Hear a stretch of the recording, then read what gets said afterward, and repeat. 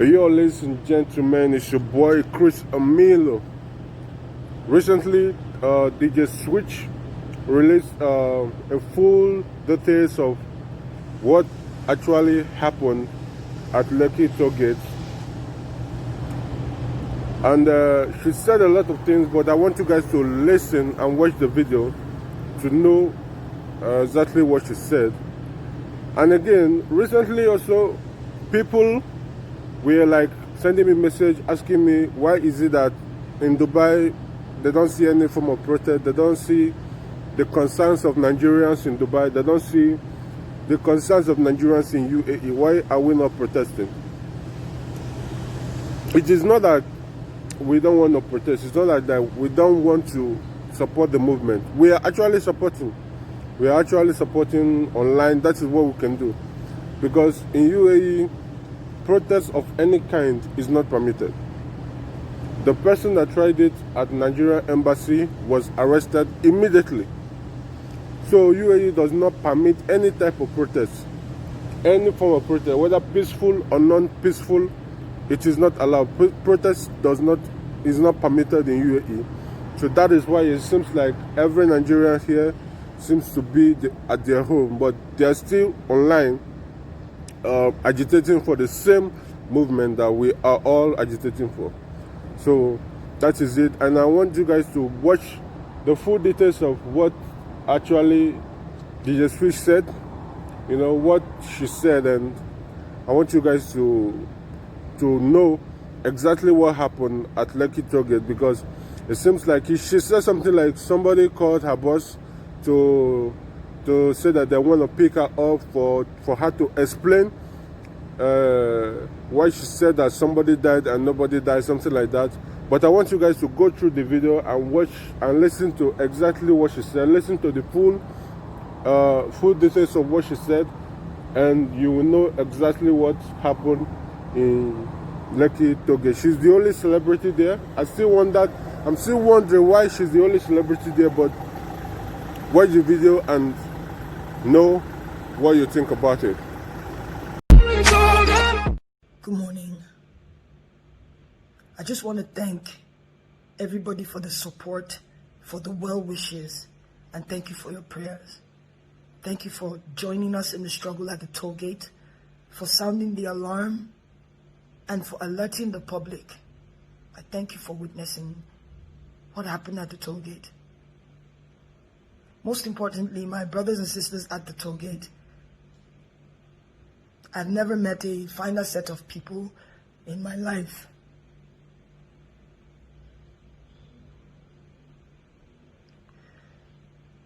I'm sorry I haven't said anything in a couple of days. I didn't realize I'd sustained some injuries, and I had to get treated for that. I especially want to thank a few people who, at the risk of their own safety, came out to get me as my own life was being threatened. My life was being threatened for speaking up, and I thank you Obi, thank you Big N, thank you Jimmy. Thank you so much. Thank you to Ahis, Breeze, Richard. Thank you, Mr. P. Thank you all for getting me out safely.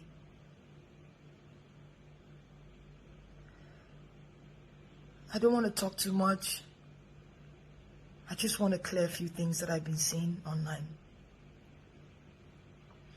To our leaders, I urge you, please, do not minimize the suffering of families. Do not insult the grief. Do not insult the grief of Nigerians. Do not insult the intelligence of Nigerians. Do not insult the pain that families are facing. People were falling left and right. Yes, there were soldiers there. Another part that people are not really talking about The police also came. The SARS people were talking about, they also came. Some maybe 45 minutes after the soldiers left. We were tear gassed. Tear gas is like pepper, right? It's like Cotonou pepper mixed with acid. It's like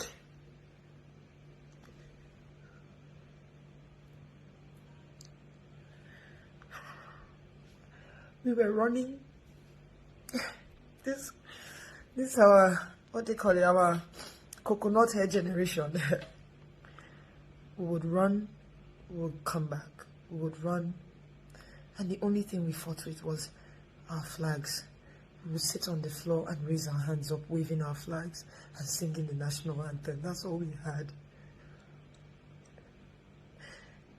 They put off the lights. Even if there's no power on a good day in that axis, there's always light at the toll gate. There was no light. The lights were off. The street lights were off. It was pitch black. I'm sorry.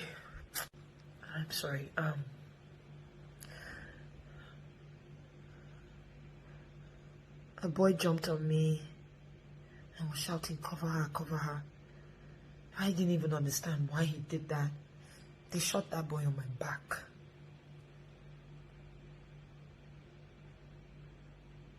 I fell, and while the soldiers were trying to pick their shells, we were running around and picking their shells too, because we wanted proof. These are some of the shells we picked. This one I call my own because it's landed right next to my ear. This one was one we took out from someone's lap.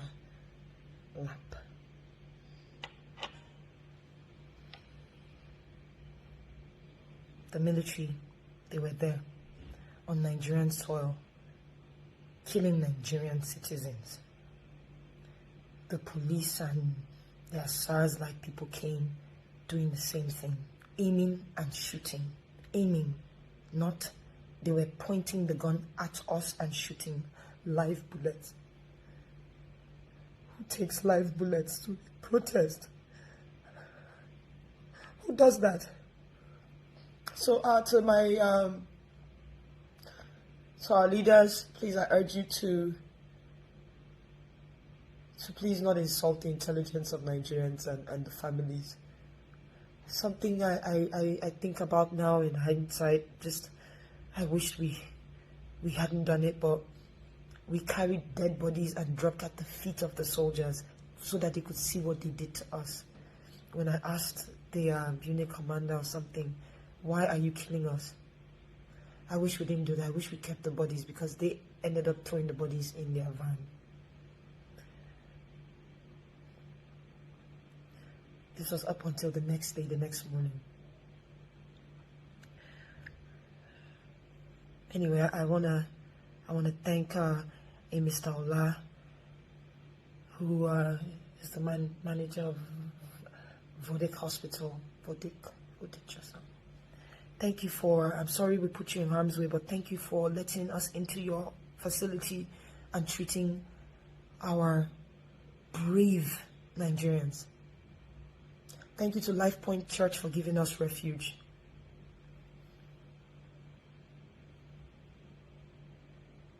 I also want to plead to the people opening fake accounts with my name.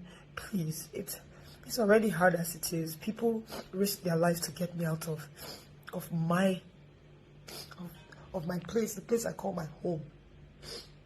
Please, stop saying things you don't know. I understand things are hard. I understand things are difficult. This era of social media, you wanna get followership that can help you also make some money. I understand. But at least copy the truth and put. That's all I'm asking. Please. I never said 78 people died. I don't know that. What I do know is, as of when I was doing the live, 7 people had died. When my phone died, when my battery died, we had counted about 15 people.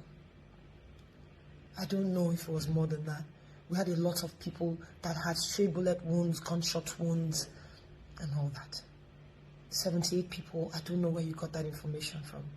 I saw another one that said my cousin died. That's not true. Please, I will do my best to put my, I'm not very active on a lot of my pages, but I'll do my best to put all my handles in the caption so that you know which one is real. So if you open the page, you want to use my name, no, Yawa, just say the truth, please. You're putting more people in trouble, please. When you look at it, when you face the possibility that you are going to die, trust me, you'll be afraid. Please. It's easy to type. I get it. But please just do your best to, I'm sorry. Please do your best to just at least get the factual story. People did die. It wasn't photoshopped. I must be a tech genius to Photoshop a live feed. So that's all I want to say. So thank you all. We must continue to move. We must continue. If we stop, I fear it'll probably be the next 60 years before we talk about this again. We must continue, but we must continue peacefully. I condemn any sort of violence. I condemn the burning of buses and people's livelihood. See, let me say something to you. You may not know, but you might be burning your fellow brother or sister's workshop, but one of them that were in that protest as well. You may not know. I know we're angry, but the most powerful weapon we have is peace. Let us continue.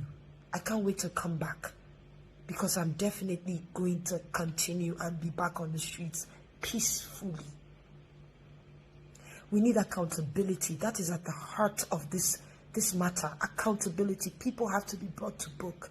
If you don't bring people to book, if you don't bring justice to families, it will continue. We must speak. Do not give up.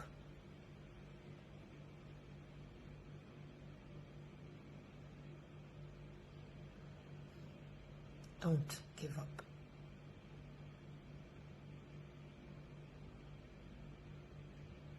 Thank you so much. I don't know if you guys like my jalabia.